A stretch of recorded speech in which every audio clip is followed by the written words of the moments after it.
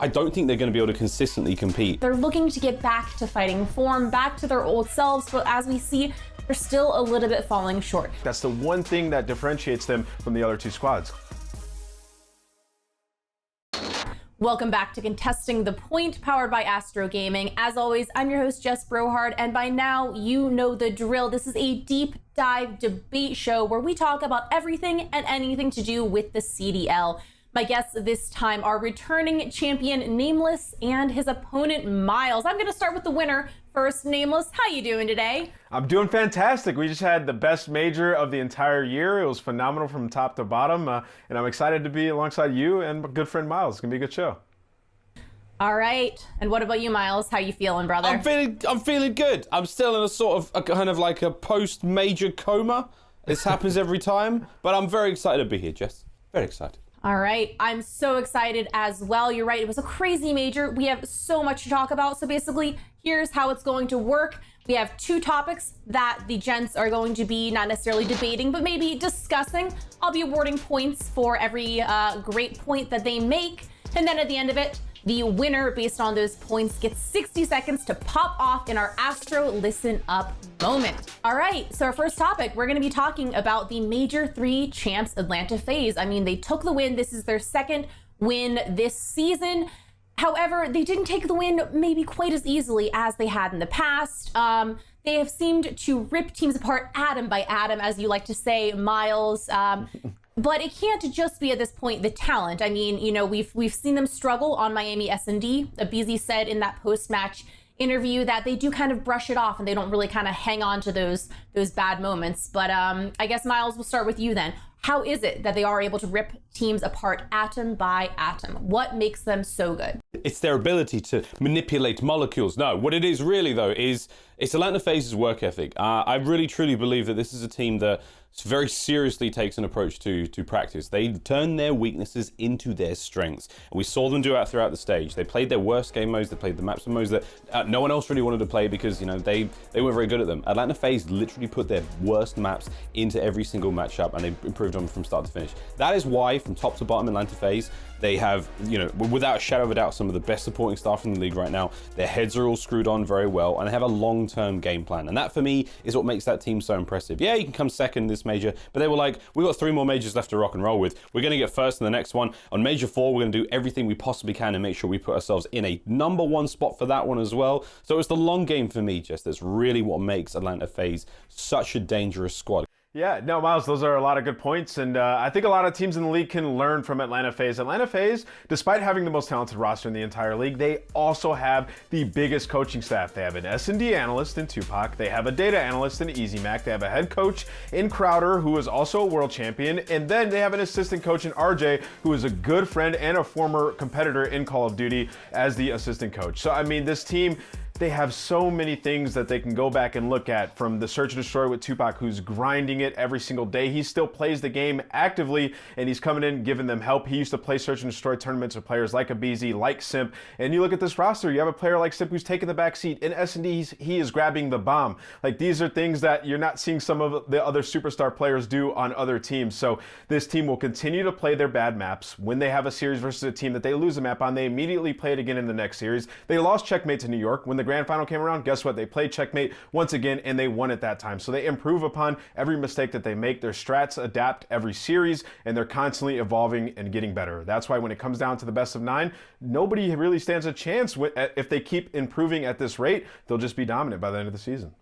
You guys both make a lot of good points. So I think maybe another direction I want to kind of take this in is, and we heard this from aBeZy as well, it seems like it's so simple. In addition to just being talented, though, you know, they put in the work, they do the VOD review. Like you guys have said, when they have a weak map, they go back and they play that map again to make sure that they know what they're doing. So I guess I kind of want to ask you guys this. What would it take for the other teams to get on FaZe's level, and why haven't they so far? Well, I guess I'll begin. I think some of the other teams are close to FaZe's level. You look at Ultra, they're like right there as well. You look at New York, they're getting close, but in that best of 9, it's just a little bit of a struggle. For Ultra, I think that I could say that they are on their level if they just button up their search and destroy a little bit. At times, it can be wonky and back and forth, especially when they go up against a team like FaZe. And then in that control that they played against FaZe, they just fell apart, right? Like Bance wasn't able to be a nuisance like he normally is on the map. But for Ultra, I think they're doing all the right things. For New York, it's going to take a little bit of time. Maybe they do bring in another coach that can help them fix up their control a little bit and bring them a little bit more S&D strats, because Clay, he's bringing some great ones, but at times, like we saw versus FaZe, they weren't able to adapt once again in the grand finals. So yeah, I mean, I think they have all the pieces, just maybe bring in another coach and it'll help New York. I think there's a lot of truth in that, and I'm with you. That a lot of other squads don't nearly have as many supporting staff as Atlanta FaZe do. Like, you're right, there's very, very few folks involved in the same way. Toronto probably being the closest comparison we have there. I know that Røkkr has a lot of supporting staff involved as well, but like, they're in a difficult situation now. They've just made a team change as well. They brought MajorManiak back onto the main roster. Like, there's no one's in as good a position, I think, as Toronto right now to actually compete and contest regularly. I think New York as well, like, until they do get a little bit more help for Clay in that regard, like, I don't think they're going to be able to consistently compete at that highest level. Like, because you've got, like, the FaZe are going to get stronger and stronger from here on out. Like, we've got that many minds working together to address issues, to address weaknesses, to work on strategies, improving and going forward. They're only going to get better, and I truly believe that. So I think until New York starts to invest in something other than the players and Clay and his Pokemon card collection, I would like to see that happen.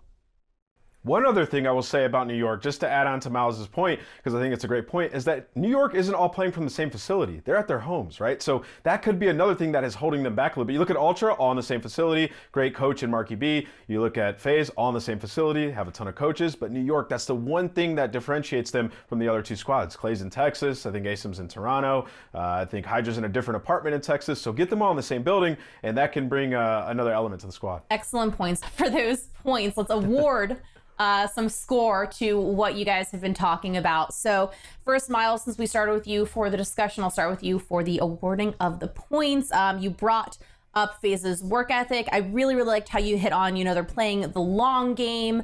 And then also talking about how other teams, other squads just don't really have the supporting staff that FaZe do. I think overall, I'm giving you 15 points for all of the points that you made. Nameless, I loved how you were the first one, I believe, earlier to bring up that FaZe has the biggest coaching staff. You were the first one to hit on that supportive staff that they have, as well as talking about some of the interesting things that FaZe have been doing with their roles, talking about Simp kind of taking a little bit more of a back seat, and then also your point about the facilities and how that has been a little bit of a struggle for the subliners, maybe holding them back from really, really being able to compete with FaZe. So I think, Nameless, you're going to get 20 points overall for that first argument.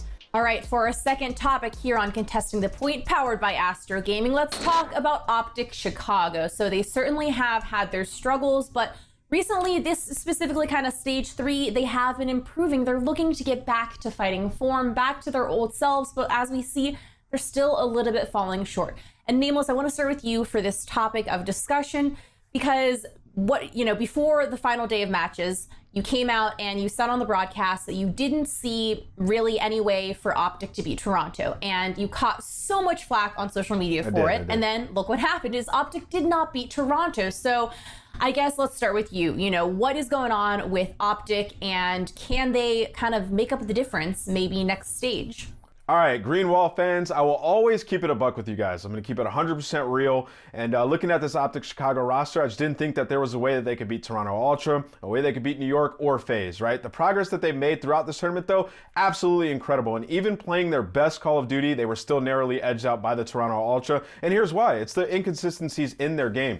You think about the raid S&D that they had against Toronto, where they could have come out on top and won the series. It was round 11, they push up towards Laundry, Scump has the bomb, the artillery goes off, and it's gone at this point. They still have the advantage. Scump goes back to plant, but the problem with the situation is he was the guy that was furthest pushed up back Laundry, watching the rotators coming back from the spawn. Formal and Dashy trap themselves on the side of Laundry and don't push up to that heady. They get collapsed on, pinched, and killed, and they lose the round. It's the same thing. It continues to happen, especially in the control. If they take their time and kill Cammy, they win that round of control, right? So they were making a ton of mistakes a few weeks ago, but now they're only making them maybe once or twice a game. So it's just a learning, it's in progress. They're learning and it's in progress right now. It's not to that level, but they have time to do it. Will they fall back into a rut, or will they expand upon what they built in this major? The question is, we don't know what the answer to that is yet, because they sometimes do fall back into those bad tendencies, but I'm hoping for the best.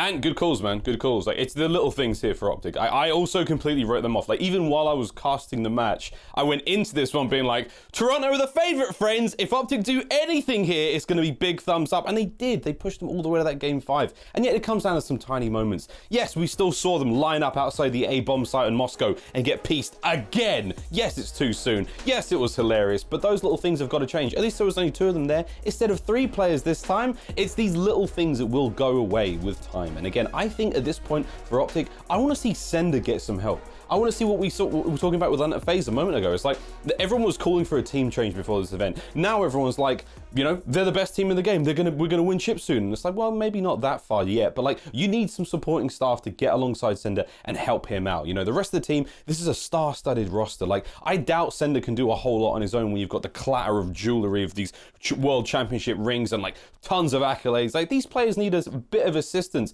outside of their own selves and what they bring to the game. So I want to see a bit more help for Sender, man. That's what I want to see for OpTic right now. And otherwise, they're just going to be the sort of same, maybe top 4, top 5 team, depending on how well they're playing on the day. I don't see them making any dramatic improvements. And that is what I want to see for a roster of this capability. I want to see them get in that finals, man. We've not seen OpTic even, what, close to a finals for a long time. The last time they had picked up a trophy was 2018, CWL Vegas. That was a long time ago. I want to see OpTic get back to that crown, like the shining lights. I want to see that green confetti, baby. We're not going to see that until they get some help, though. So, mistakes, but they're working on them. So I'm glad that you brought up Sender, and if we're kind of maybe talking about roster a little bit, let's talk about Dashy. He was playing out of his mind this major. He was frying in a way that we haven't seen him do for the stage leading up to this major. So I guess my question is there something more that Dashy could or should have been doing, or maybe does this all fall on Sender? Miles? I think Dashy's had a lot of criticism recently, and I think rightfully so. He looks lost on the map sometimes. Like, we've talked about this like constantly, Nameless. We're watching Dashy's arrow on that mini map, and we're like, he doesn't know what to do right now. He's looking in 4 different directions at once. He's getting shot at. He's trying to stay alive. Like, he's struggling at times. So I think this event was a really, really important one for him to, you know, regain confidence and allow himself to play the way he wants to play. Like, Dashy is one of the most individually skilled players in human history. Like, he is one of the best COD players to ever grace the game. And I think when you get that guy in his comfort zone, once he's in that space where he wants to be, he's untouchable, he's unbeatable. But when the team, they're going through so many weird changes and struggles right now, Dashy can't do that. He can't flow the way he wants to. And I think this weekend was a really good indicator of, like, when you get Dashy into that space, when the team revolves around him, when everyone's doing their job, Envoy's hitting flanks, Scump and Form were doing their things, Bruce can just go for it. So I think, again, it just comes down to time, it comes down to more communication, and the comms for that team were perfect this weekend, man. The small talk was just so sweet. They were on the same page for the first time in what feels like a lifetime, since stage 1.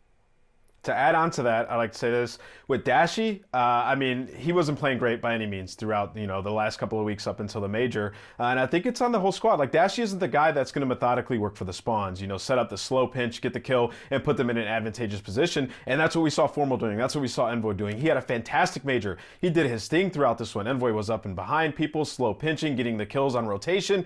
And that is when we could see Dashy go off, when they have the spawns. Think back to the Garrison where they dominated. They get back into P3. Formal has a great spot in the front of the hill where he takes his time, waits on Envoy to come and help him. They get the kills, and from that moment on, Dashy went off. That was the map that he went like 31-9, absolutely slaying. It's like you get him in the position to be in the hill, to push out, to slay, like that's when he's gonna go off. So yeah, I mean, it's just the system was off and out of whack. All the players weren't making the right plays, and it makes Dashy even look, you know, dumber on the map at that point, because he isn't the guy that's gonna be going for those pinches. He's gonna hit the hill, and he's gonna be losing those gunfights because he's outpositioned by the guys that are set up. So yeah, when OpTic fix their issues in respawn and their hard point, especially when they're playing on those pitches, he's gonna look great, and that's what it looked like this weekend. I was thinking now, like, to describe Dashy, like, he's not a scalpel, he's more like a sledgehammer. Like, he goes front door. That's the only way Bruce plays, and that's his strength. Absolutely.